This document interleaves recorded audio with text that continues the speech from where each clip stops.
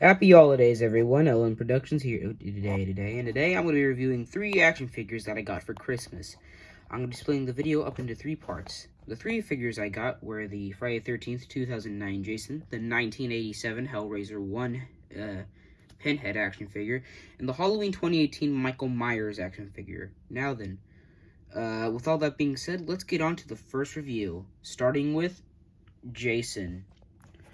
Alright, so looking at the package, we see the poster for the 2009 movie, as well as the logo Friday 13th, as it obviously says. On the side, we just see an image of Jason. Oops, sorry there. We see yet another image of Jason, and on the back, we just see a bunch of stock photos of the same Jason figure, with different things on him, such as his bag, such as potato sack head, and his exposed face.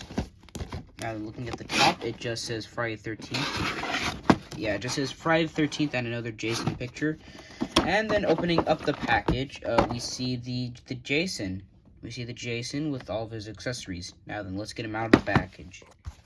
Now then, taking the Jason out of the box, we can see several details on him, such as his blonde hair, torn-up sweater, and raggedy torn-up pants exposing some of his skin if you look at it. And I really gotta say, I love all the neat little, wrinkles and scratch marks and, rips and tears on him. You can really notice this, in places such as the back and his pants and even behind the mask. Let's see. Other details include the fact that you could take off his mask. And taking a quick look at the mask, the only real problem I have is that for some reason it has white on the front, even though in this continuity, the mask is yellow, has been yellowed because it was been in a barn for a very long time, presumably.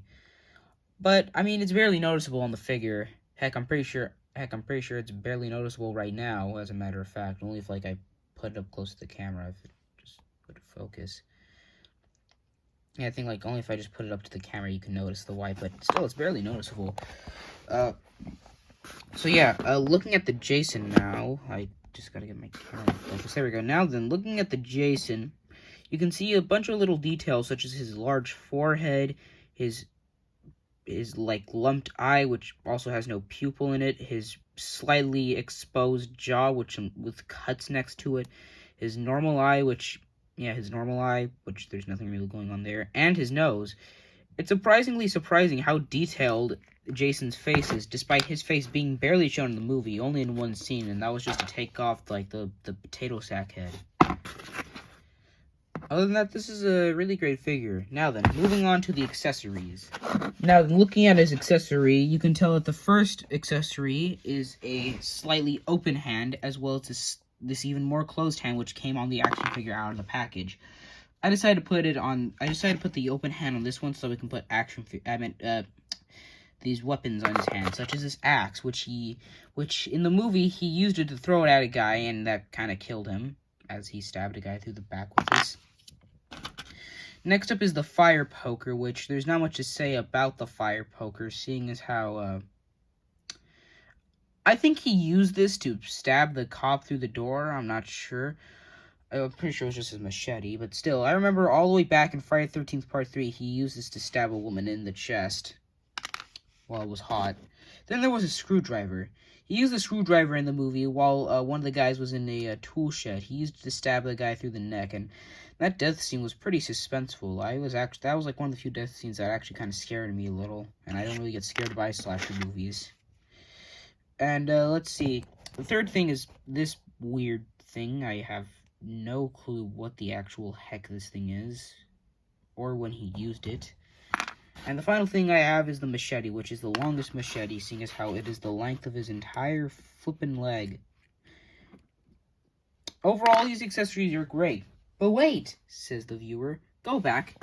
You missed a piece. And of course I did. It is his extra spare potato sack head that he used throughout the early half of the movie.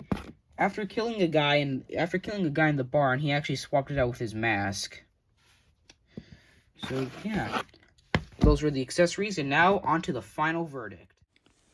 Alright, so the final verdict. overall, I really, really love this action figure. Everything about it is on spot and detailed, and even brought out a few, and even some of the details on the action figure were things I never even noticed in the movie, such as his blonde hair, yellow, dark yellow or orange shirt, and the ripped up pants. Overall, I really do love this figure. I'm gonna give it a 9 out of 10. It was a really great figure, and I truly do enjoy it. Next up will be the Halloween 2018 Michael Myers, so stay tuned.